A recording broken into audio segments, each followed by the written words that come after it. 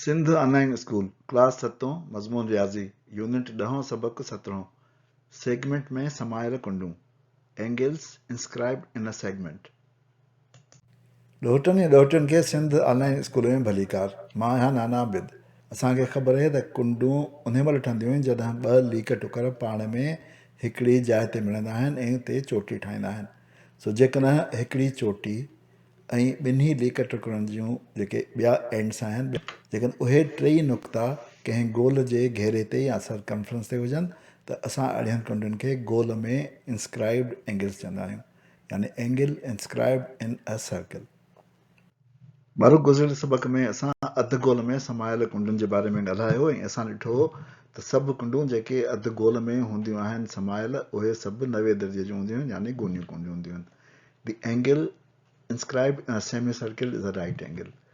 अधु गोल में समायल कुंड गूनी कुंड हूंदी आहे। हिन सबक में असां सेगमेंट में समायल कुंडुनि जे बारे में ॻाल्हाईंदासीं ऐं उन्हनि जे प्रॉपर्टीज़ जो अभ्यास कंदासीं। सेगमेंट में समायल कुंड तव्हां हिन शिकिल में ॾिसी सघो था। उहे कुंडूं जंहिंजी चोटी सरकमफ्रेंस ते हुजे ऐं उन जूं ॿई एंड पॉइंट्स जेके आहिनि उहे सेगमेंट जे ज़ह ते हुजनि, उनखे असां सेगमेंट में समायल कुंड या एंगल इंस्क्राइब इन सेगमेंट चवंदा आहियूं। हाणे अधु गोल में इंस्क्राइब्ड एंगल त असां ॾिसी वरिती। अचो त हाणे असां हिकिड़े सेगमेंट में इंस्क्राइब्ड एंगल खे ॾिसूं त उन जो छा ख़ासियतूं आहिनि। उन लाइ असां सभिनी खां पहिरीं हिकिड़ो गोल ठाहींदासीं सेंटर ओ सां। उन खां पोइ उन ते ॿ नुक़्ता असां मार्क कंदासीं ए ऐं बी उनजे सरकमफ्रेंस ते। उन्हनि ॿिन्ही नुक़्तनि खे मिलाए असां हिकिड़ो ठाहींदासीं कार्ड। कार्ड ठाहे पोइ असां हिते हिकिड़ी पॉइंट पी ऐं हिकिड़ी पॉइंट आर मथे पी ऐं हेठि आर मार्क कई। हाणे असां वटि हिन में छा आहे, ए बी जेको आहे असांजो उहो कार्ड आहे। ए पी बी जेको आहे असांजो माइनर आर्क आहे।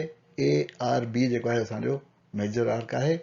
ऐं जेको सेगमेंट ए पी बी आहे उहो माइनर सेगमेंट आहे ऐं सेगमेंट ए आर बी जेको आहे उहो असांजो मेजर सेगमेंट आहे। हाणे असां जेकॾहिं ॾिसूं हिन माइनर सेगमेंट खे ए पी बी खे, हिन पॉइंट खे हिते किथे बि हूंदी, मूं पॉइंट ॾेखारी कोन्हे पर इहा पॉइंट सम्झो त हिते आहे। लेकिन असां जॉइन कयूं, latest join P with A and B, यानी हितां खां हीअ बि जॉइन कयूं, हितां खां हीअ बि जॉइन कयूं, हिते असां कुंड ठाहियूं।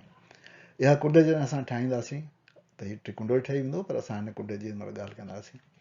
हीअ कुंड असांजी ठही वई ए पी बी। अचो त असां हिन कुंड खे मेजर कयूं, हुनखे असां मापे ॾिसूं त हीअ कुंड केतिरी थी ठहे। असां साॻी तरह प्रोटेक्टर खयों, कुंड माप खईं, हुन सां असां कुंड मापी, उहा असांखे मिली 110 दर्जा। असां लिखी छॾियो त angle A P B is equal to 110 degrees. हाणे अचो त असां कुंड माप हटाए हिकिड़ो ॿियो नुक़्तो खणूं। Let us make mark another point Q on circle and join it with AB, यानी हिन माइनर सेगमेंट ते हिते हिकिड़ी पॉइंट Q खणंदासीं। उन पॉइंट ते बि असां जेको आहे उहो अहिड़ी तरह त्रिकुंडो ठाहींदासीं, या असां हिन कुंड में इंट्रस्टेड आहियूं त हिन कुंड खे ठाहींदासीं। अचो त असां हिन जेका नई कुंड ठही हिनखे बि मापे ॾिसूं। लेट अस मेजर ए क्यू बी। जेकॾहिं असां हिनखे मेजर कयो त इहा बि असां ॾिठो त 110 दर्जे जी आहे, यानी angle A Q B is 110। अहिड़ी तरह सां ॿिए हंधि बि ठाहे सघूं था, जिते बि असां एंगल ठाहींदासीं उहा असांजी 110 डिग्री जी ठहंदी। सो असां हिन मां छा नतीजो अख़ज़ करे सघूं था त angle A P B is equal to angle A Q B, यानी हीअ कुंड ऐं हीअ कुंड पाण में बराबरि हूंदियूं। उनजे करे असां चई सघूं था त angles in the same segment are equal, यानी ॿिए हंधि किथे बि ठाहींदासीं त उहा बि इन जे बराबरि हूंदी। यानी हिन साॻिए सेगमेंट में जेके बि कुंडूं ठहंदियूं उहे हिक ॿिए सां साॻी माप वारियूं हूंदियूं, यानी उहे बराबरी वारियूं हूंदियूं, इक्वल हूंदियूं। ठीकु आहे, असां माइनर आर्क में त परखे वरितो, ख़बर पइजी वई त सभु कुंडूं माइनर आर्क में जेके इंस्क्राइब्ड एंगल्स आहिनि उहे बराबरि हूंदियूं आहिनि। हाणे अचो त असां मेजर सेगमेंट में ॾिसूं त मेजर सेगमेंट में उहो असांजो छा थो थिए। सो मेजर सेगमेंट असांजो आहे ए आर बी, असांखे ख़बर आहे। उन मेजर सेगमेंट में असां जेकॾहिं ॾिसंदासीं, असां जेको आहे हिकिड़ो जॉइन कंदासीं आर खे ए ऐं बी सां पहिरीं। असां वटि हिकिड़ी हीअ कुंड ठही वई। उन खां पोइ असां उनखे मेजर कंदासीं। मेजर कयोसीं त असां वटि इहा आई हितां खां 70 डिग्री अछी वारी असां माप कढंदासीं। अछी माप जेका आहे उहा 70 डिग्री जी आहे। असां लिखी छॾियो त A R B is equal to 70 degree. हाणे असां हिकिड़ो ॿियो पॉइंट एस वठंदासीं। असां हिनखे हटाए छॾियो। एस पॉइंट जेको आहे वठंदासीं अनदर पॉइंट एस, उन पॉइंट ते असां साॻी तरह जेको आहे उहो कुंडूं ठाहींदासीं। ॿ लीकूं ठाहे हिकिड़ी कुंड ठाहींदासीं। हिन कुंड खे अचो त हाणे मापियूं। Let us measure A S B. हिन खे मापियोसीं त असां जेको आहे हितां अच्छे स्केल ते हलंदासीं। उहो असांजो जेको आहे उहो 70 डिग्री आहे। ए एस बी बि 70 डिग्री आहे। असां नतीजो छा अखज़ कंदासीं त ए आर बी ऐं ए एस बी ही कुंड ऐं ही कुंड पाण में बराबरि आहिनि। यानी angles in the same segment are equal. भली उहो भली मेजर सेगमेंट हुजे, माइनर हुजे या मेजर हुजे, असां ॾिसी वरितो त उन हिकिड़े सेगमेंट में सभु कुंडूं जेके आहिनि उहे बराबरि हूंदियूं आहिनि। सो अहिड़ी तरह असां अधगोल ऐं सेगमेंट में समायल कुंडुनि जे बारे में नतीजा अखज़ करे वरिता ऐं मालूमात हासिल करे वरिती। असां ॾिठो त जेकॾहिं अधगोल हुजे त उन में सभु कुंडूं जेके आहिनि उहे 90 दर्जे जूं हूंदियूं आहिनि। Inscribed angles. The angle inscribed in a semicircle is a right angle. अधगोल में समायल कुंड गुनी कुंड हूंदी आहे। ऐं अहिड़ी तरह असां सेगमेंट्स में ॾिसी वरितूं, भले उहो माइनर सेगमेंट हुजे या मेजर सेगमेंट हुजे, त उहे कुंडूं पाण में बराबरि हूंदियूं आहिनि। Angles in the same segment are equal. Segment में समायल सभु कुंडूं हिकु जेतिरियूं हूंदियूं आहिनि। बराबरि जो मतिलबु न आहे त हिन सेगमेंट ऐं हिन सेगमेंट जूं कुंडूं बराबरि हूंदियूं, पर हिक ई सेगमेंट में जेके कुंडूं ठहंदियूं उहे बराबरि हूंदियूं। यानी जेकॾहिं उहे असां माइनर सेगमेंट ॾिसंदासीं त माइनर सेगमेंट में सभु कुंडूं बराबरि हूंदियूं ऐं अहिड़ी तरह मेजर सेगमेंट जूं सभु कुंडूं पाण में बराबरि हूंदियूं, उहे हिन जे बराबरि कोन हूंदियूं। ॿारो दरअसल ही ॿई उसूल हिन हिकिड़े उसूल मां निकितल आहिनि। यानी angles in same segment are equal. पर जॾहिं उहो सेगमेंट अधगोल जेतिरो थी वञे, यानी उहो ज़ जेको आहे उहो डायमीटर जेतिरो थी वञे, त उहा कुंड जेका आहे उहा गुनी कुंड थी वेंदी आहे, 90 दर्जे जी थी वेंदी आहे। अचो त हिनखे थोरो वधीक असां तफ़सील सां ॾिसूं। असां हिन कंसेप्ट खे हाणे एनिमेशन में ॾिसंदासीं। हीअ तव्हां हिकिड़ो गोल ॾिसी रहिया आहियो जंहिंजो सेंटर ओ ते आहे। ज़ यानी कॉर्ड ए बी ठहियलु आहे, जेको सेगमेंट ठाहे थो ए सी बी। सी हिकिड़ो नुक़्तो आहे जेको सर्कमफ्रेंस ते आहे ऐं उन नुक़्ते खे असां हिन सेगमेंट जे ॿिन्ही कुंडुनि सां मिलाए ए ऐं बी सां हिकिड़ी कुंड ठाही आहे। हींअर असां हिन कुंड जो मुतालियो कंदासीं जेका कुंड ए सी बी आहे। असां हिकिड़ो मीटर लॻायो आहे जेको असांजे प्रोटेक्टर या कुंड माप जी मदद सां ठहियलु आहे ऐं इहो असांखे ॾेखारे पियो थो त हीअ कुंड हिन महिल केतिरी आहे। हिन महिल हीअ कुंड 126 डिग्री जे क़रीब तव्हांखे नज़र अचे पई थी। सो हीअ 126 दर्जनि जी कुंड आहे ऐं उहो असांखे measurement of angle A C B ॾेखारिजे पई थी हिन मीटर ते। हाणे असां छा कंदासीं, जो असां हिन ज़ह खे हेठि आणींदा वेंदासीं। हाणे नुक़्तो ए बि हेठि ईंदो, नुक़्तो बी बि हेठि ईंदो, ज़ह हेठि थींदो वेंदो ऐं असांजो हीउ सेगमेंट वॾो थींदो। जीअं सेगमेंट वॾो थींदो वेंदो त हिन कुंड ते बि असरु पवंदो ऐं असां ॾिसंदासीं त उहा कुंड कीअं मटिजे थी, असां हुते उहा ॾिसी सघंदासीं।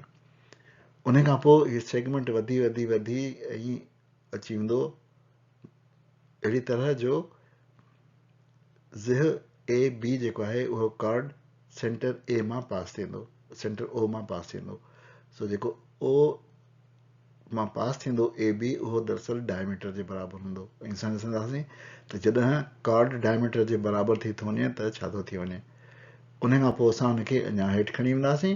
हीउ सी नुक़्तो साॻी जाइ ते रहंदो, हुनखे अञा हेठि खणी वेंदासीं ऐं ॾिसंदासीं त ज़ह ते ऐं हिन कुंड ते कहिड़ो असरु थो पए। सो अचो त असां ॾिसूं। असां शुरू था कयूं।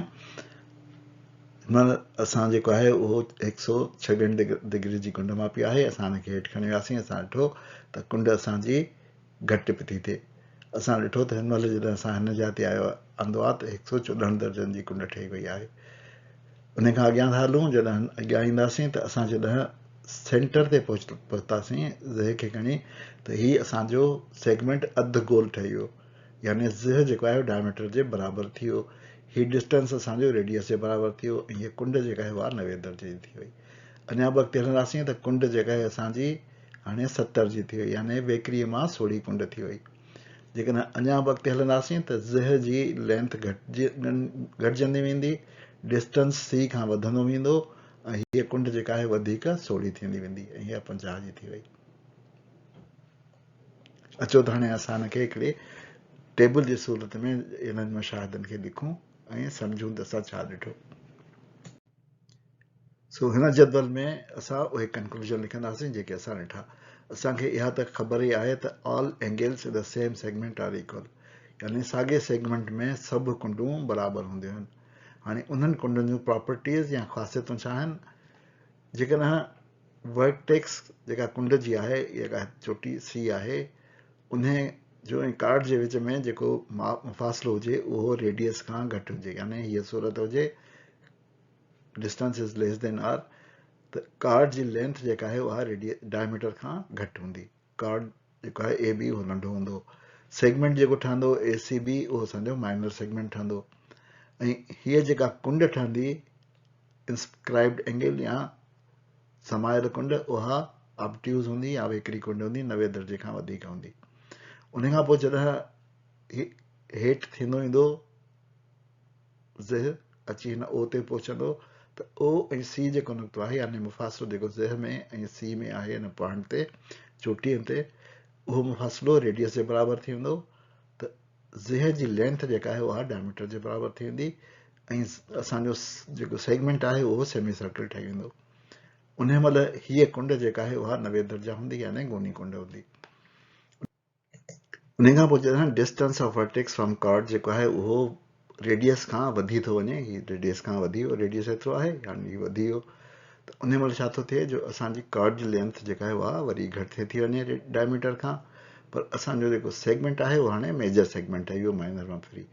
ऐं मेजर सेगमेंट ठहण में जॾहिं हीअ कुंड ठहे थी जेका इंस्क्राइब्ड एंगल आहे, उहा अक्यूट एंगल यानी सोढ़ी कुंड थी ठहे जेका 90 दर्जनि खां घटि हूंदी आहे। ॿारनि, हिते असां पंहिंजे अॼोके सबक़ जी पुॼाणी था कयूं। नाना आबिद खे इजाज़त ॾियो, वरी ॿिए सबक़ में मिलंदासीं। ख़ुदा हाफ़िज़।